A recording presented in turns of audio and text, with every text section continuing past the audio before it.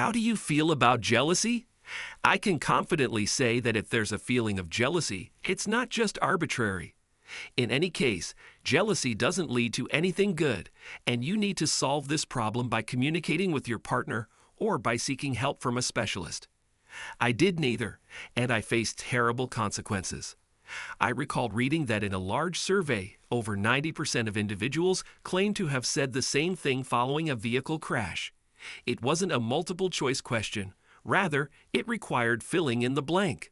Perhaps it wasn't the appropriate time to find humor in such a situation, but I found myself aligning with that majority. It dawned on me that this marked the first instance where I was the cause of a collision. Previously, I had been the one struck. My face met the airbag upon impact, yet surprisingly I didn't feel any pain. A couple of silver linings. There was a distinct smell of radiator fluid, indicating likely damage, and I also caught a whiff of brake fluid. Oddly, I didn't feel disoriented. The reality of the situation didn't match my expectations. As I sat there contemplating, I realized I hadn't really envisioned how it would unfold. On the bright side, there was no scent of gasoline or smoke, though my truck had ceased running. It seemed returning to work was out of the question. I had this nagging feeling that my truck would collide with the wall, shattering glass everywhere. Did it happen like that? Hell no. It was far worse. Not only did my truck crash into the wall, it plowed straight through until it was completely inside. If I could find a mirror, I'd gauge how far into the room I'd gone. But with my face pressed against the airbag, visibility was zero. I couldn't tell how much time had passed when a concerned voice asked if I was hurt. How was I supposed to answer with my lips on the airbag? The commotion grew, and then a woman screamed, "People are hurt. Oh my God, it's bad." Well, she definitely wasn't referring to me, which was a relief. Sirens wailed in the distance. Fire trucks have a distinct sound compared to ambulances. I figured one of each was about to arrive on the scene. It was chaotic. They were prioritizing the severely injured, while they used a chain and a winch to pull my truck back into the glaring midday sun. I emerged with only minor scratches and bruises. Another ambulance was busy loading a stretcher. The first one had departed a few minutes earlier. After a pat-down, they shoved me, handcuffed, into the back of a police car. Seems like losing control of your truck can still land you in trouble. At least I wasn't an immigrant facing a potential 110-year prison sentence. I wasn't sure why they didn't take me away immediately, but it gave me a chance to assess the damage. My truck had plowed through the wall, demolishing the door, window, and air conditioner. It didn't stop until it rammed the bed and box springs into the bathroom. Room 6 and 10 appeared unscathed while Room 8 was now out of commission. Well, at least it was a single-story building. My anger surged when I saw Joe loitering around the motel. I may not be a genius, but I was relieved I intervened. I refused to speak to the police. Surprisingly, the orange jumpsuit wasn't as uncomfortable as I anticipated. The cot, however, was. I wonder how the occupants of Room 8 are faring. As I anticipated, I thought the truck would simply crash through the window. Nevertheless, I couldn't suppress my smile. Excuse my lack of manners. I'm Vince Clancy, 23 years old, married to a woman of the same age named Ginny. After high school, we made some mistakes and didn't achieve much. Despite not yet having a visible baby bump, we decided to marry. Unfortunately, 2 months later, Ginny had a miscarriage. Although it affected me, Ginny took it very personally. After 6 months of counseling, we agreed to postpone trying for a baby for a few years. However, her mood swings persist to this day.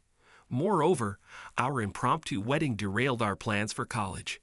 Instead of pursuing a degree, I took up a job to train as an electrician. Ginny found work as a temporary laborer, often filling in as a receptionist. Her assignments vary from just one day to occasionally lasting a week when someone goes on vacation. During my high school years, I participated in football without any major embarrassments.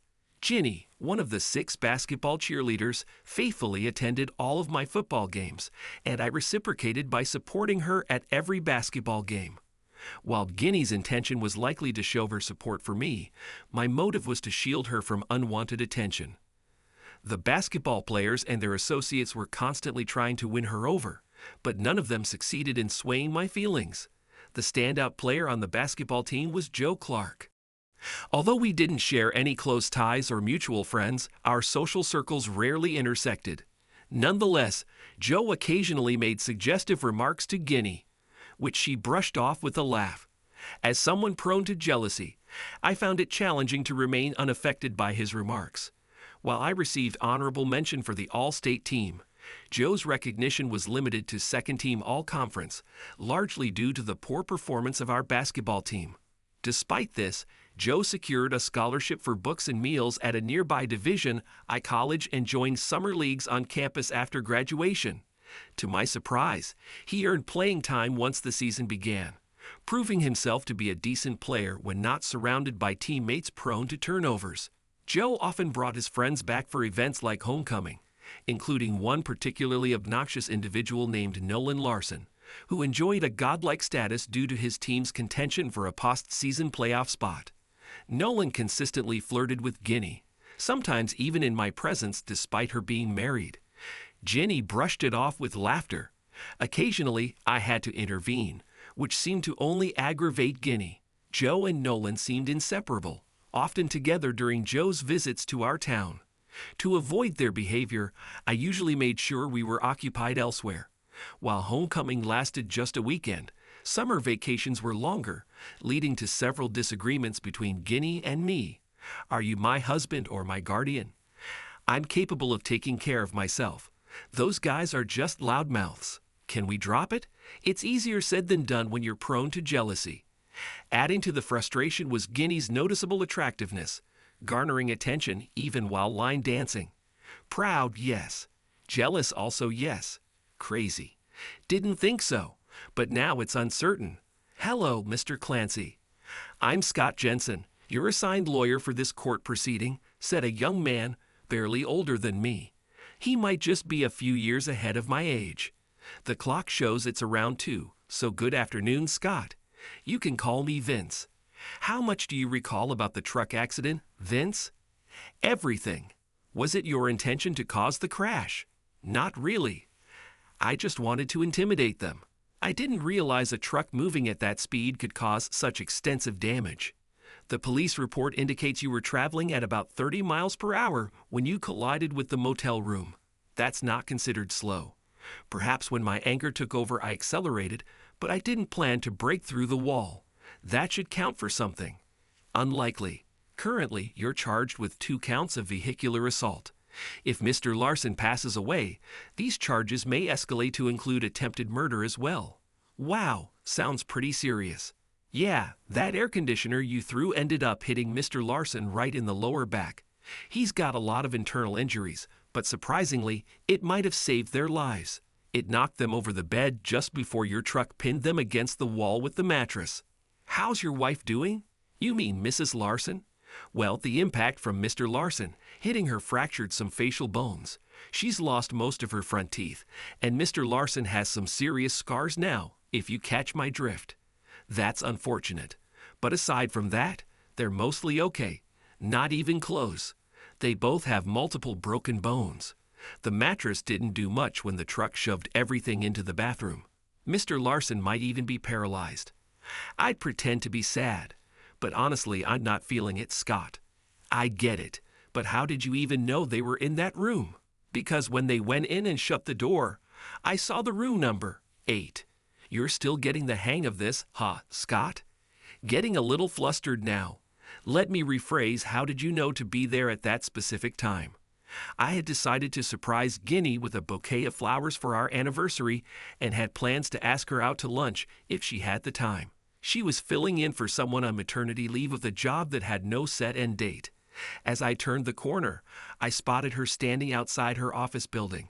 While waiting for the traffic light to change, a flashy sports car pulled up and she got in. I trailed behind them. So what happened at the motel?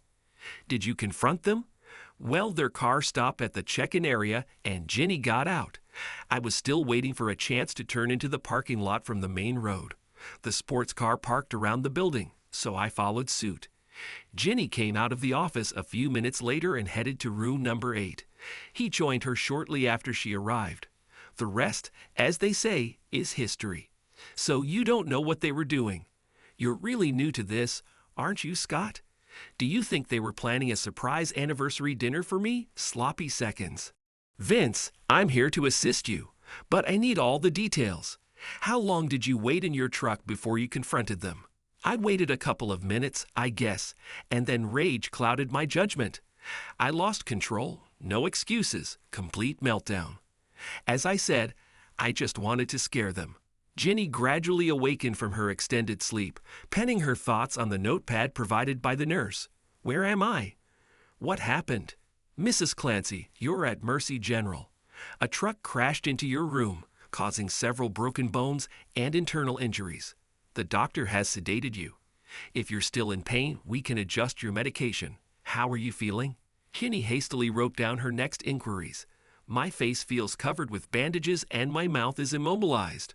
Why am I restrained? I can't move my legs or my other arm. Your arm and both legs are in casts. In fact, you're in a full body cast. Your face is heavily bandaged and your mouth is wired shut. When you're ready, there's a detective who needs to ask you some questions. Shall I call him? She scribbled back, yes. Several hours passed. Mrs. Clancy, I'm Detective Green. How's your memory? With a fading pencil, she replied. Not good, I suppose. I don't recall the accident. The nurse mentioned I was hit by a truck. What do you remember about Tuesday morning? She wrote slowly. You mean today? Today is actually Friday. You've been here for 10 days. I suspect they placed you in a medically induced coma. With trembling hands, oh my God, I dressed a bit nicer and went to work. What did you do for lunch? After hesitating for a few moments, I went to lunch with a friend. And who is this friend? Throwing him under the bus. Nolan Larson. Where did you two have lunch? I can't recall. Does the Hump Day Motel sound familiar?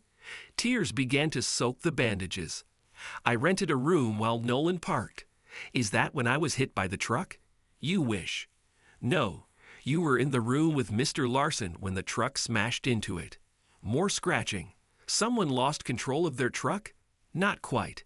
It seems your little rendezvous wasn't the anniversary surprise your husband was expecting. With a trembling cast. My anniversary? Oh God, so this wasn't a plan approved by your husband beforehand. Quickly, no. That's all I have for now. Best of luck with your recovery. Mr. Larson, are you able to hear me? The nurse glanced at the doctor. He hasn't shown any reaction since he was told about his spinal injury and that he won't be able to walk again. Well, that certainly ended his promising career abruptly, remarked the surgeon. The nurse is C-Ed. It's a steep price to pay for seeking affection from a married woman. My friends and family offered to cover my bail. Once this chaotic ordeal is over, I'm leaving. The threats to my life for putting an end to Nolan's career aren't worth staying out of jail until my trial. I'll do my time and then disappear. Try to catch me if you can. About 10 weeks after the incident, Ginny came to visit. She arrived in a wheelchair but managed to hobble over to the visitor's room using crutches. Ginny, you seem to be doing well. Her tone was flat. I'm sorry I caused all of this. Did you really intend to harm me physically? No, I just wanted to scare you and put an end to your affair. How's your throat? That's not funny, Vince. You have to believe me. I never cheated on you before, and you stopped it before it went too far. How did you find out? I had picked up some flowers for our anniversary and planned to surprise you at work. If you wanted out, why didn't you just say so? I didn't want out. I don't know why I did it. He was a celebrity, and I fell for his lies. You know he's paralyzed now, right? Yeah, I heard. Maybe you should sign him up for the Special Olympics. You two would make a great team in the modified potato sack race. I suppose I deserve that. I just wanted to express my apologies for everything. I hope your trial goes smoothly. It seems like you had quite the agenda that afternoon. While I was in the squad car, I noticed Joe Clark looking around. How did he know you'd be there? Oh, Vince, I'm so sorry, she said as tears streamed down her face. To be honest, I wasn't jealous anymore.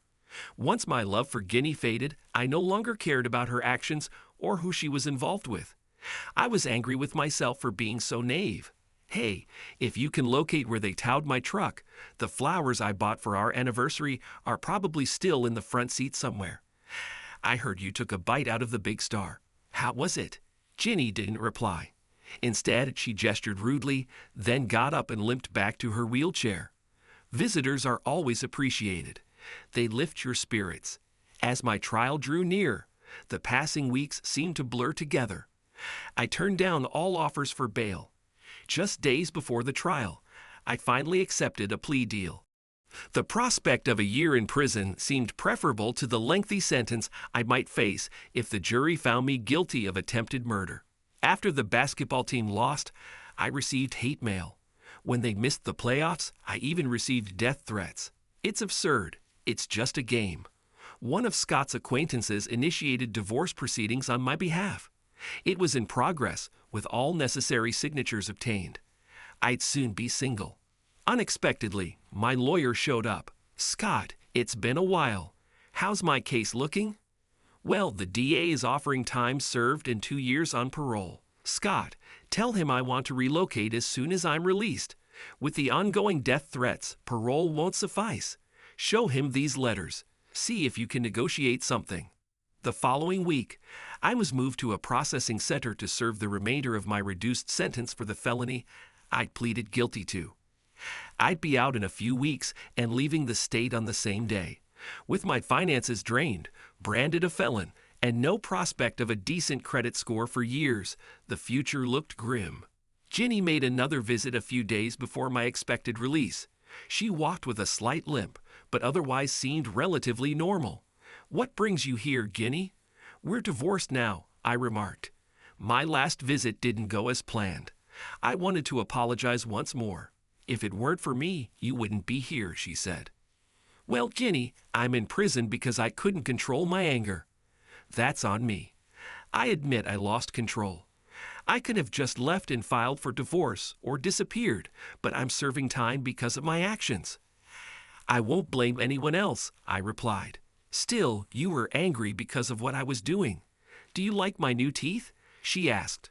"As lovely as ever. How are your boyfriends?" I inquired. No need to be mean. I tried to ignore any talk or rumors about them. If I had one wish that I knew would come true, I'd wish you had arrived with your flowers 10 minutes earlier.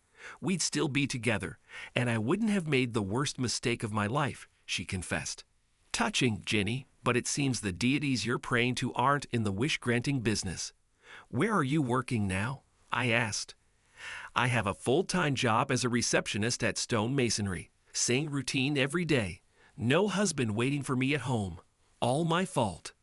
"What are your plans after you're released?" she inquired. "I'm leaving the state. I still receive hate mail weekly for ruining Nolan's career. I'll probably try to lay low for a while," I replied. "Do you have any room in your plans for me?" she asked. "Answer me this. Why did you throw Yusa away?" I countered.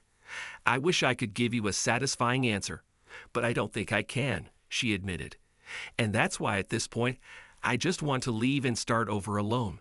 But thanks for the offer. Remembering the good times has helped me get through this ordeal," I said.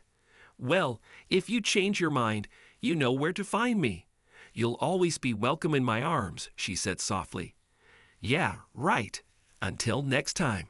Thanks, but no thanks," I replied. Ginny's tears slowly streamed down her face. The van journey to the downtown bus terminal occurred on a dreary day, with dry streets contrasting the still moist sidewalks, mirroring my inner mood perfectly.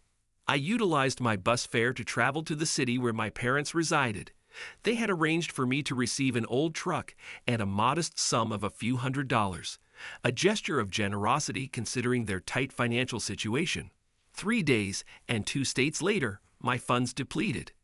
Despite finding various odd jobs, the earnings were insufficient for sustenance and shelter. Pressing onward in my beat-up vehicle, I resorted to begging on street corners to scrape together enough money to purchase a basic phone. Its primary purpose was to search for job opportunities online, leading me to secure employment with a transient construction company in need of an electrician, offering cash payments on a daily basis. Although I formed connections with new acquaintances, my once outgoing demeanor waned. I settled into a budget motel room as my temporary residence where the neighboring woman engaged in solicitation, a prospect that held some appeal for me, though I must clarify, not in terms of solicitation, but possibly as a client, if only finances were not so constrained. She noticed me staring one evening and slightly opened her robe. Ready for some action? Only if you accept IOUs, she laughed. Let me think about it, no. Well, I guess I don't have anything to offer if you don't need an electrician. Too bad. You look quite fit. I appreciate a man who can take charge. I'll remember that for the future. Actually, one of my clients mentioned a project involving sparks. Can't chat now. Need to get ready for my next appointment, she chuckled. We were just anonymous individuals trying to get through the night.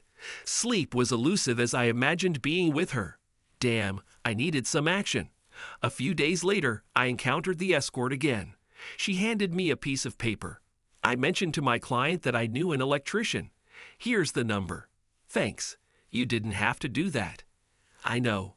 See you later, she said as she got into her modern sedan and drove away. I needed to inquire about the rates for miscellaneous tasks from my colleagues at work. Armed with that information, I dialed the number. To my astonishment, a woman picked up.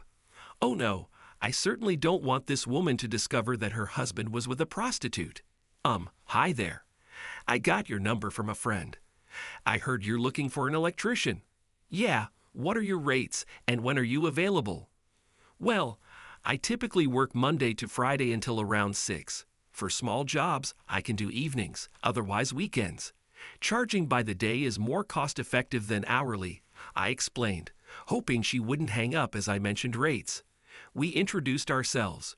She was Deb. I noted down her address. I'd agreed to swing by on Saturday morning to assess the job. Arriving on Saturday, I was surprised to find it was a gated community. After confirming my arrival, I navigated through to her address. Only one car in the garage, so her husband must be out golfing or something. Deb seemed to be around my mother's age, and I noticed she wasn't wearing any rings. Something didn't quite add up. She needed the ground fault outlet in the master bath replaced and wanted some light switches changed to motion sensors. There were pictures of young adults on her wall, but none with a father figure. I noticed only one pillow on her bed. It dawned on me that there might not be a husband in the picture after all. I provided Deb with an estimate, and she paid me in advance to purchase the necessary materials. After a quick trip to Lowe's, I finished the job well before lunchtime. While I was working, Deb kindly brought me a soda and a tray of cookies. Which of my acquaintances informed you that I needed an electrician? Deb inquired. I hesitated, unsure of how to respond. Should I mention that it was a woman I met at the questionable motel where I currently reside? I don't know her name. She overheard me discussing my profession as an electrician, and we briefly conversed.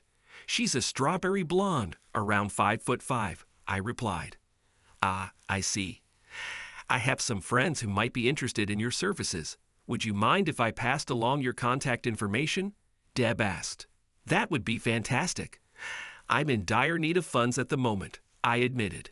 What other skills do you possess? Deb asked playfully with a hint of mischief in her eyes. Now thoroughly confused, I wondered if she was friends with the woman from the motel, or perhaps even romantically interested in me. My cheeks flushed with embarrassment. Attempting to reciprocate the flirtation, I replied, I'm young and not afraid to break a sweat. Deb chuckled at my response. I'll be sure to inform them, she said, smiling. My imagination desired more, but I hastily stashed the cash into my jeans and drove off. Not long after, I received a call from an unfamiliar number. Vince speaking. Hey, glad I reached you. Deb passed me your number. I live a couple of doors down from her. Could you swing by? A female voice asked. Yeah, I'm just grabbing a quick bite. What's your address? After committing her address to memory, I finished my sandwich and headed over. It took some time to navigate past the security checkpoint, since I only had an address, not a name. Eventually, I was granted entry. In the garage, 2 cars were parked with their doors wide open. I opted to park on the street. My beat-up car was undoubtedly the shabbiest vehicle in the neighborhood. When I timidly knocked on her door, I was met by a very cute, albeit young lady. You called about an odd job?" She rolled her eyes. "Mom, it's for you," she said, turning and leaving me standing there. When the lady of the house arrived, I could see the resemblance. "You must be Vince. Do you handle tasks like replacing ceiling fans and installing motion-detecting light switches?" "Oh, and I need more outlets in the garage." "Yes, yes, yes, and yes. Have I covered everything?" I joked. "Then come this way." After noting down her list of requests, I jokingly asked, "Have you purchased everything you want installed? By the way, should I just call you Mom of the eye-rolling daughter?" She chuckled in response. "My name's Nancy." "That's Jolene. She's waiting for her boyfriend and getting very annoyed. Sorry about that." "No, I haven't bought anything yet. We can head to Lowe's and shop if you'd like." "Oh, and what's the cost for installation?" I quickly estimated the costs and handed her the figures. "Let's go then. Would you like to drive?" "Sure." However, her willingness to drive changed when she saw my old car. "Oh, I'll drive. We can fit everything in my trunk and back seat." "Well, if you insist. Haven't ridden in a car as nice as yours in a long time, if ever." It took me until sundown to complete her projects. Jolene kept watching me, still upset about being stood up by her boyfriend. Between the two jobs, I made close to $1,000 after adding tips to my quotes. If you've never relied solely on the cash in your pocket day in and day out, you can't fully grasp the fear of being robbed when you have some money on you. I didn't sleep well, suspecting that everyone could somehow tell that I had $1,000 in my pockets just by looking at me. My first stop on Monday would be to open a checking account and get a debit card. Having some funds in my bank account, I decided to venture out on Monday night. Though the idea of paying an escort for sex excited me, I couldn't bring myself to do it. Instead, I headed to the local bar and took a seat at the counter. I wasn't actively seeking company, but there were women there who were. "Are you planning to stare at your drink all night? Some of us have made an effort to look good, and you haven't even glanced our way," said a woman as I looked up and noticed her. I pretended to appraise her appearance. "Well, you certainly look very nice." After a moment's pause, she responded, "Is that all? Not going to ask me to dance or buy me a drink?" "Nah, it seems like you're on the hunt. I figured I'd let you take charge." She rolled her eyes and turned back to her friends. I imagined she was telling them what a jerk I was. I had only come in for a drink and to wallow in self-pity. Can't a guy do that without being hit on? About 30 minutes later, the only woman not dancing walked over and sat beside me. "You're not checking out the guys, so I'm guessing you're dealing with women trouble," she remarked. "Nope, not anymore. So what's on your mind?" "I'd rather not talk about it. I'm just enjoying my beer and the scenery." "What about you?" "My friends, and I like coming here to drink and dance. Guys always think they're going to get lucky, but that's not why we're here. Don't get me wrong, there are plenty of women looking for some excitement, even married ones if you're into a bit of risk. In a small town like this, who would have thought such activities happened at night? We don't see ourselves as a small town, so you must be one of those big city slickers." "Yeah, I suppose. I never really got into the nightclub scene." "Why's that?" "You're not bad to look at." "I got married early. Money was tight, so our nights out were spent at friends' parties or at the movies. Didn't work out, I presume, since I don't see a ring." "Bingo. Well, I came here to dance, and if you're not going to ask me, I'll catch up with you later. Ashley's my name." "I'm Vince. Nice chatting with you, Ashley." As I lay in bed that night, I realized it wasn't sex that I desired. It was companionship. Just talking with Ashley had lifted my spirits. I became somewhat of a regular at the local bar, having dinner there almost every evening. I wasn't looking to hook up, just to talk. The next time Ashley and her friends came in, I asked her to dance. Although invited to join them at their table, I declined. Conflicting emotions had me wondering which way was up.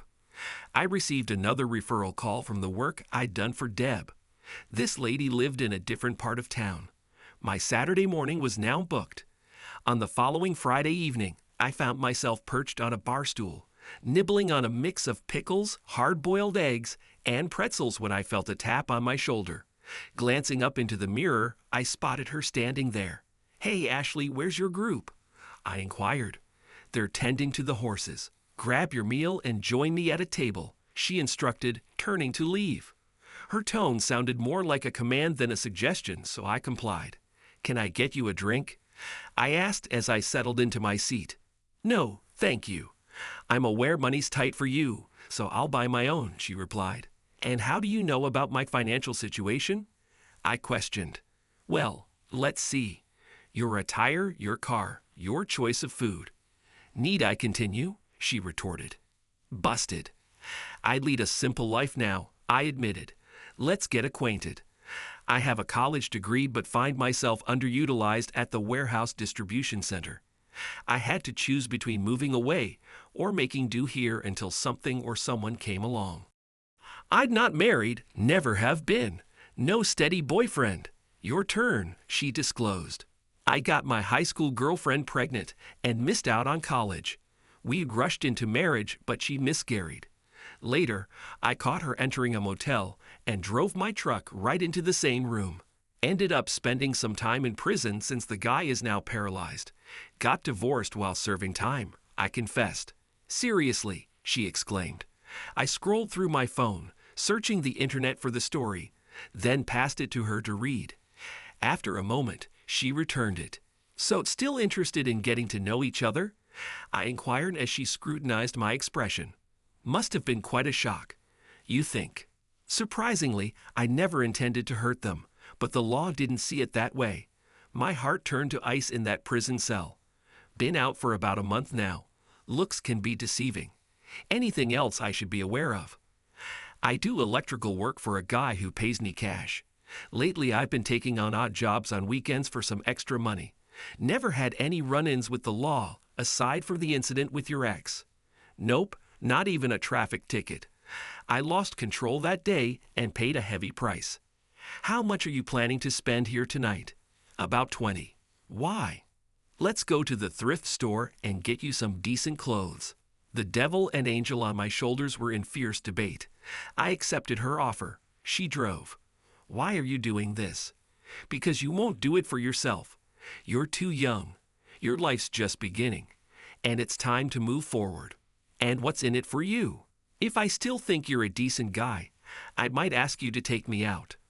Well, I ended up spending $30 that night, but got several shirts and a couple of pairs of pants. Ashley drove me back to my car.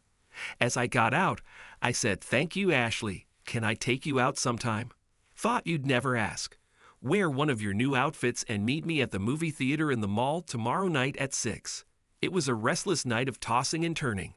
As per my usual routine, I took on an odd job on Saturday morning. Despite having nearly $1,600 in the bank, I set aside $50 for the evening ahead. By 4 p.m., I was ready to go, but I realized that the only pair of shoes I owned looked awkward with my upgraded jeans, so I made a trip back to the thrift store and managed to find a decent pair for less than $10. What I thought was a one-on-one date turned out to be a double date. Ashley arrived with her friend and her date, which perhaps wasn't unexpected given my past as a convicted felon. Despite feeling somewhat excluded from their conversations filled with college memories, I still enjoyed the movie and drinks afterwards. Ashley seemed oblivious to my discomfort. Although I appreciated the peck on the lips, it was the hug that I truly cherished. It was the simple gesture I had missed the most. Before parting ways, I slipped Ashley a piece of paper with a brief note and my phone number on it. "You have my number. I don't have yours. Call me if I haven't scared you away," I said. She whispered, "I will," as she tucked the paper into her cleavage. Initially, I was pleased with how things were progressing, but it didn't last. On Tuesday night, while filling up my truck with gas, I spotted Ashley walking arm in arm with another guy into a nearby restaurant. Although our relationship had only been platonic, I found myself overwhelmed with emotions. The anger, heartache, and feelings of helplessness all came rushing back. Just when I thought I had moved on from the pain caused by Guinea, her memory stabbed me once again. My fight or flight response kicked in, and I made the decision that I needed to find a better situation elsewhere. I wasn't prepared for any sort of relationship, and it wasn't Ashley's fault. Since my motel room was booked until Friday, I had a few days to figure out where to go next. The decision became clear when the person I was working for mentioned they knew someone who needed an electrician. By Friday morning, I was on the road with 500 miles ahead of me. Without much thought, I picked up my phone while driving. "Hey Vince, where have you been?" "I've taken a job in another city. Since you never called, I couldn't inform you about my departure. Thanks for helping me break out of my rut. When will you be back?" Her voice sounded somber, maybe hurt. "I don't think I will, but I'll add you to my contacts just in case our paths cross again. I suppose I should have reached out sooner." "No worries, I appreciated the time we spent together." After a few more minutes of reminiscing, my time with Ashley came to an end. Although my parents wished for me to come home during the holidays, they understood why it wasn't the best choice for me in the following years. Sooner or later, another talented basketball player would emerge, and memories of Nolan would fade into history. I went out with a few women and even attended a swap party with one of them.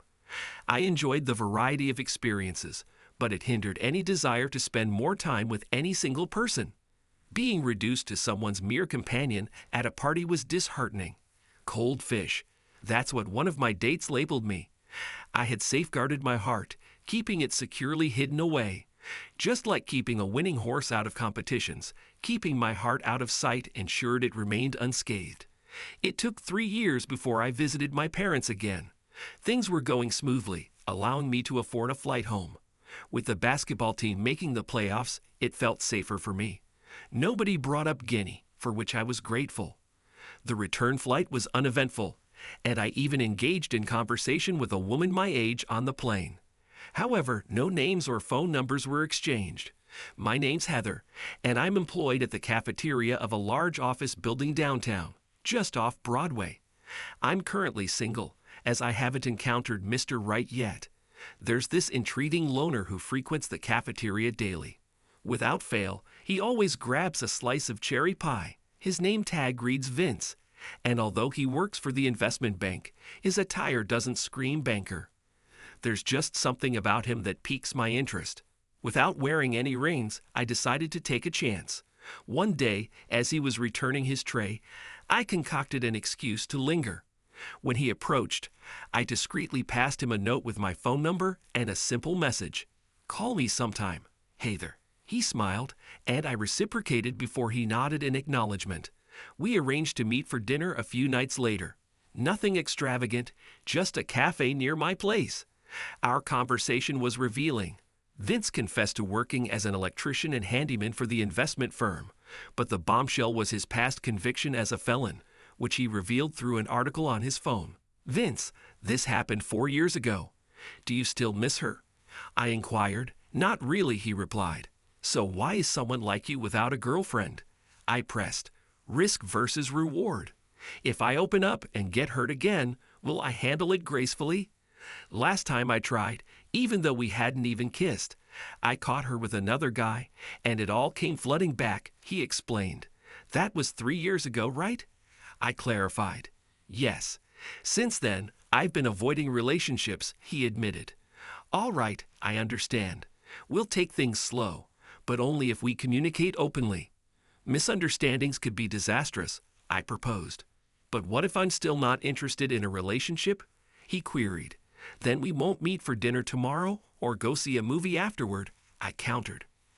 I could sense his desire in his gaze. As he reached across the table, I reciprocated, intertwining our hands. For a moment, we sat in silent understanding. "See you tomorrow," Vince softly murmured as he left the cafe. Butterflies fluttered within me, hinting that perhaps Vince could indeed be Mr. Right. Was it simple? Not at all.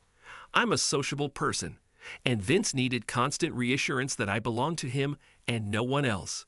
He values cuddling as much as he does sex. I can spend hours reading a book while sitting in his lap as he watches sports. After we became intimate, Vince's possessiveness intensified. It wasn't easy, but we managed to overcome it. Understanding the reasons behind his behavior made it easier for me to accept him. Now we've been married for a decade. I've declined all dance requests except from his father at our wedding. I don't go out for girls' nights and always invite Vince to join me when I go shopping with friends. We have a 6-year-old daughter and a 3-year-old son. We also experienced a miscarriage in between, which led us to seek counseling. With the help of the counselor, I persuaded Vince to attend extra sessions. He's been through a lot, but he's mine. I doubt I could find another man as loving as Vince. Understanding his past, I remind myself every day never to give him a reason to doubt my love. Oh, that expletive we commonly express following a car accident. Shit.